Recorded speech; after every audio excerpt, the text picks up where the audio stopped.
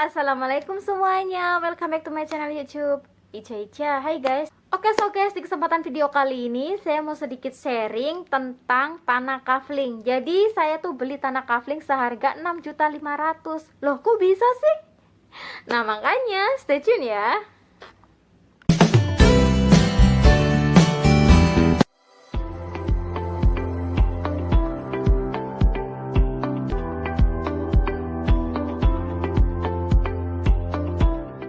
Oh, halo guys. Oke, so guys. Nah, jadi sesuai dengan temanya, sesuai dengan judulnya, yaitu saya beli tanah kafling seharga 6.500.000. Kok bisa sih harganya 6.500.000? Kok murah banget? Ini loh tahun 2021. Oke, makanya dengerin ya. Oke guys, langsung aja ya. Singkat cerita, jadi pada tahun 2010 saya itu beli tanah satu kafling seharga 6.500.000. Kebayang gak guys? Pada tahun 2010 saya sudah bisa beli tanah kafling seharga 6.500.000. Bayangkan, itu usia aku masih kinyis-kinyis banget. Masih remaja lah ya. Karena aku emang tipe orang yang kerja keras banget, pekerja keras banget. Aku orangnya tuh emang gak suka nganggur sih. Oke, so guys, langsung aja yuk, singkat cerita. Nah, jadi pada tahun 2010 saya beli tanah satu kafling seharga 6.500.000. Dan kemudian tahun 2014 tanah tersebut itu ditawar seharga 25 juta. Kebayang nggak? Dengan jarak 4 tahun untungnya sudah 18.500.000. Tapi tanah saya tuh nggak dijual. Tanah kafling tersebut itu nggak saya jual ya. Kebayang nggak guys, dari jarak 4 tahun itu tanah tersebut itu bisa menguntungkan berkali-kali lipat ya. Jadi pada tahun 2010 saya beli tanah seharga 6.500.000. Terus pada tahun 2014 tanah tersebut itu ditawar 25 juta. Nah, dengan jarak 4 tahun sudah mendapatkan 18.500.000 keuntungannya ya. Jadi berkali lipat gitu. Tapi tanah kafling tersebut itu nggak saya jual.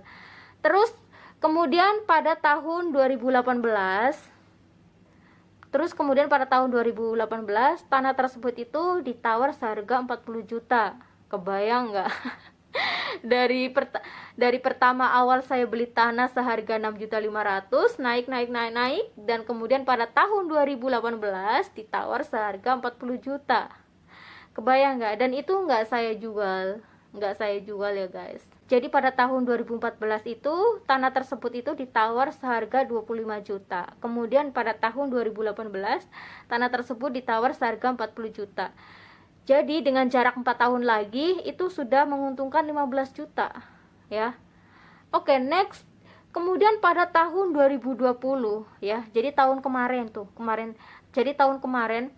tanah saya itu ditawar seharga 55 juta. Hanya dengan jarak 2 tahun bisa menguntungkan 15 juta. Tapi ya tanah saya itu nggak saya jual gitu.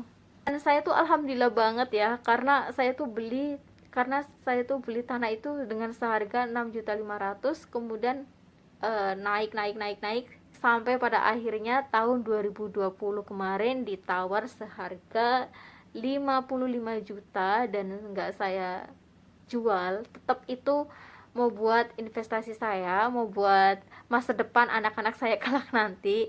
Ya cuman satu kafling doang sih. Ya mudah-mudahan nanti kedepannya bisa beli lagi lah, amin.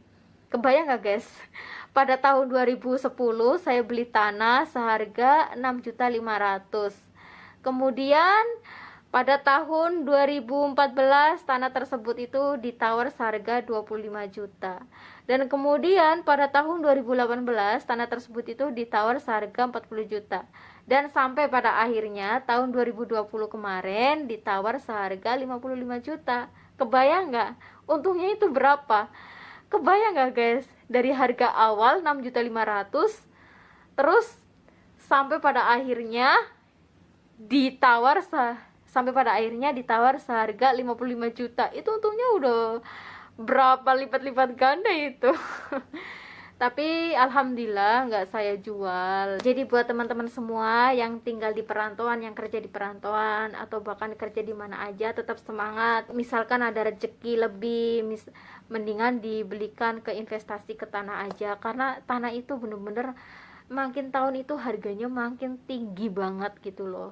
Dan di mana-mana itu yang namanya investasi tanah atau beli tanah itu nggak ada yang rugi gitu, malah semakin ke depan itu semakin menguntungkan gitu. Dan ini buat motivasi saya sendiri juga, dan buat motivasi teman-teman juga gitu. Dan jangan lupa apabila Allah ngasih rezeki ke kita, kita tuh jangan lupa untuk sedekah ya, karena semua harta yang kita miliki, apapun itu jenisnya, apapun itu, hal kecil apapun itu yang kita miliki, itu semua punya Allah gitu. Dan jangan lupa untuk sedekah, untuk membantu dengan sesama ya, karena dengan kita sedekah dan berbuat baik itu semata-mata buat diri kita nanti kelak di akhirat gitu ya. Nah, jadi guys, kenapa saya sharing ke kalian? Karena buat motivasi teman-teman dan juga buat motivasi diri saya sendiri gitu. Nah, jadi pesan saya di video ini adalah ambil baiknya, buang buruknya, ambil positifnya, buang negatifnya. Dan mohon please komen yang bijak ya, jangan sampai komennya menyakitkan hati orang lain. Jangan sampai lisan kita menyakiti hati orang lain ya. Oke, so guys, yang belum subscribe silahkan subscribe dulu. Jangan lupa subscribe, like, and comment. Oke, so guys, thank you very much for watching my video. See you later for next my video. Bye bye.